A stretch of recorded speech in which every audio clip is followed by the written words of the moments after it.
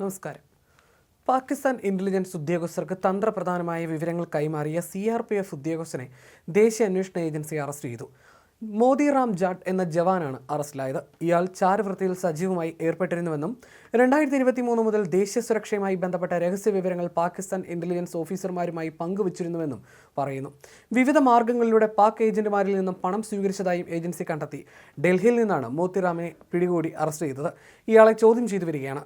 Patiala house കോടതിയിലെ പ്രത്യേക കോടതി ജൂൺ 6 വരെ ഏജൻസിയുടെ കസ്റ്റഡിയിൽ വിട്ടു. CRPF ഉദ്യോഗസ്ഥരും കേന്ദ്ര ഇന്റലിജൻസ് ഏജൻസികളിലെ ഉദ്യോഗസ്ഥരും റാമിനെ ചോദ്യം ചെയ്തതിനു ശേഷമാണ് NIAക്ക് കൈമാറിയത്. സുരക്ഷാ സേന നടത്തിയ ഓപ്പറേഷനുകളെക്കുറിച്ചുള്ള രഹസ്യാന്വേഷണ വിവരങ്ങൾ, സുരക്ഷാ സംവിധാനങ്ങളുടെ സ്ഥാനം എന്നിവയെക്കുറിച്ചുള്ള സെൻസിറ്റീവ് വിവരങ്ങൾ പാകിസ്ഥാൻ രഹസ്യാന്വേഷണ പ്രവർത്തകർക്ക് കൈമാറി ചാരവൃത്തിയിൽ ഏർപ്പെട്ടതിനാണ് ഇദ്ദേഹത്തെ അറസ്റ്റ് ചെയ്തിരിക്കുന്നത്. പ്രതിയെ കസ്റ്റഡിയിൽ ചോദ്യം ചെയ്യേണ്ടതിന്റെ ആവശ്യകത കണക്കിലെടുത്ത് ഡൽഹി പട്യാല ഹൗസ് കോടതിയിലെ പ്രത്യേക NIA ജഡ്ജി ചന്ദ്രജിത് സിംഗ് വെള്ളിയാഴ്ച 15 ദിവസത്തെ കസ്റ്റഡിയിൽ ഇയാളെ വിടുകയായിരുന്നു.